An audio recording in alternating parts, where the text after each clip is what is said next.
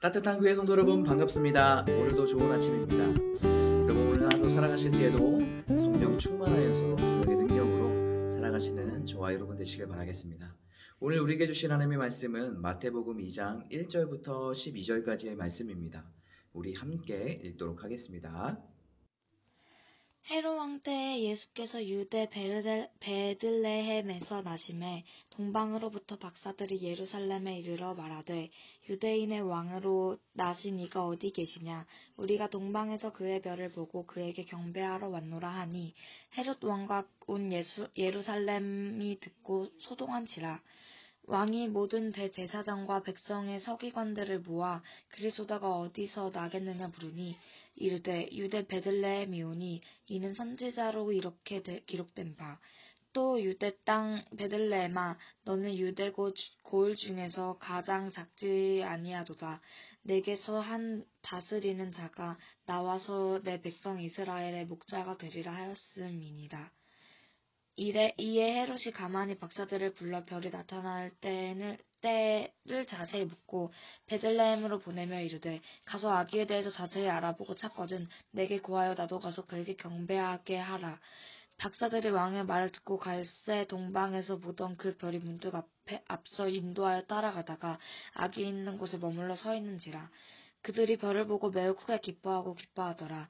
집에 들어가 아기와 그의 어머니 마리아가 함께 있는 것을 보고 엎드려 아기께 경배하고 보배압을 열어 황금과 유황과 몰약을 예물로 드리니라. 그들은 꿈에 헤롯에게로 돌아가지 말라는 지시하심을 받아 다른 길로 고국에 돌아가니라. 오늘 아멘. 말씀은 동방 박사들이 등장하게 됩니다. 여러분 우리가 성탄절이 되면 우리 동방 박사의 이야기를 성극으로도 하고 연극으로도 하고 또 이거 말씀으로도 많이 듣죠. 오늘 말씀에 이 동방 박사들이 별을 보고 예루살렘에 도착해서 유대인의 왕으로 나신 이가 어디 있냐 내가 경배하러 왔다라고 이야기합니다. 이 이야기를 들은 이 헤롯과 예루살렘이 큰 소동에 이르게 됩니다. 왜냐하면 헤롯의 자녀가 이때 태어나지 않았거든요. 그러니까 이게 무슨 말이냐 하고 막 이렇게 이제 예루살렘이 막 소동하기 시작한 거죠. 그리고 나서 헤롯은 어, 대제사장과 서기관들을 불러서 물어봅니다. 이게 무슨 얘기냐? 한번 말씀해서 그런 것들 좀 찾아봐라 라고 했더니 이들은 보니까 베들레헴에서 태어나는 걸로 말씀에 나와 있습니다 라고 얘기하는 거예요. 그런데 참 희한한 일은 그들은 정말 하나님을 섬기고 있던 사람들임에도 불구하고 말씀에 나와 있는 그 내용을 동방 박사들이 와서 경배하러 왔다라고 얘기를 했는데 그들은 말씀은 알고 있었지만 같이 경배하러 가진 않아요.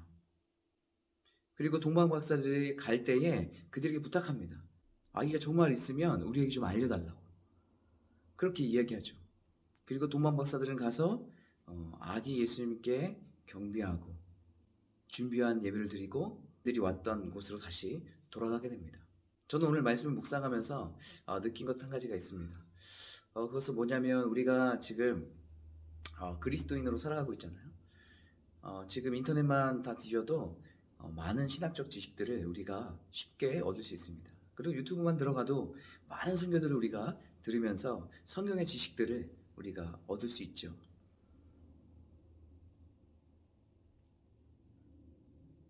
근데 문제는 우리의 머리만 커졌다는 거예요. 그러니까 아는 건 많아요. 그런데 그 아는 것을 바탕으로 우리가 행동하는 삶을 살아가지 않는 거예요. 여러분 대제사장과 서기관들은 얼마나 말씀을 잘 알고 능통했겠습니까? 이들은 베들레헴에서 유대인의 왕이 나신다는 것도 알고 있었어요. 그런데 알고 있는 것과 또 그 알고 있는 것을 진짜로 믿어서 행하는 것과는 또 다른 문제인 것 같아요.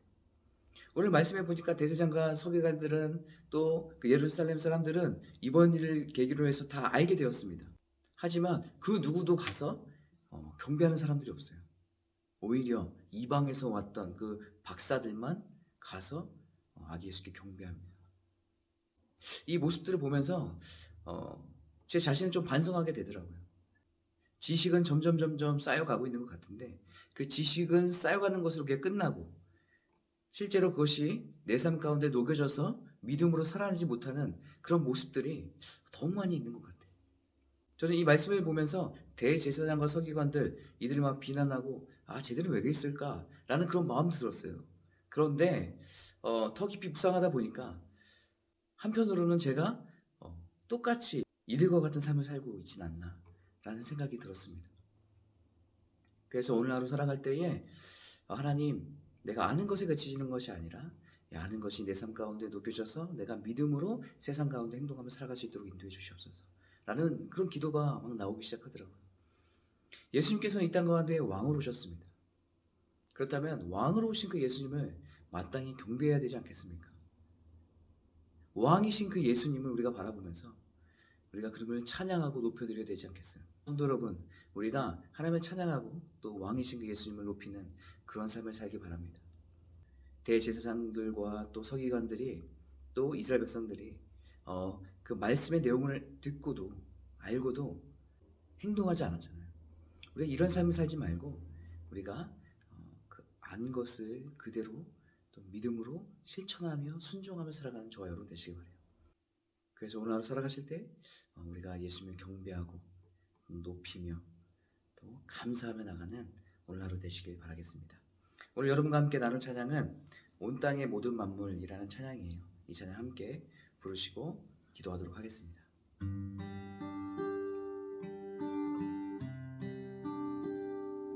온 땅의 모든 만물 주님 기다리네.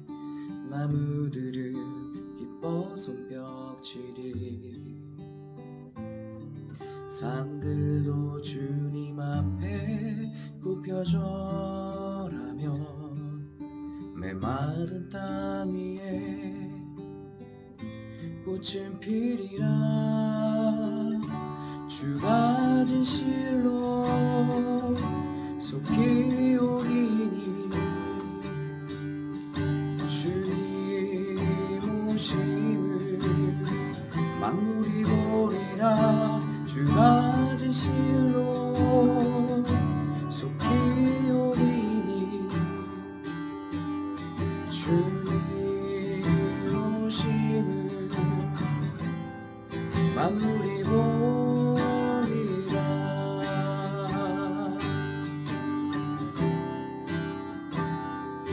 온 세상 모든 나라 주님 기다리네. 열방은 그 발 아래 엎드려 예수는 그리스도 만유의 주님. 모두 소리 높여 선포하리라. 왕이 오시네. 왕이 오시네. 영광의 주님이 다시 오시리. 왕이 오시네. 왕이 오시네. 위엄과 공의로 통치하시네.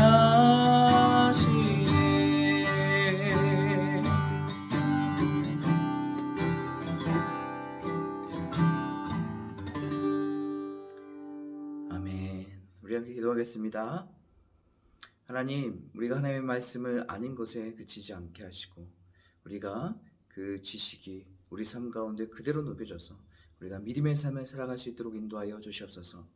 하나님, 우리가 예수님의 나심에 경배하고 예배하는 것에 함께 동참할 수 있도록 인도해 주시고 오늘 하루 살아갈 때에 우리가 예수님께 감사하며 또 경배하고 찬양하며 높이는 귀한 하루 되시도록 주님께서 인도하여 주시옵소서.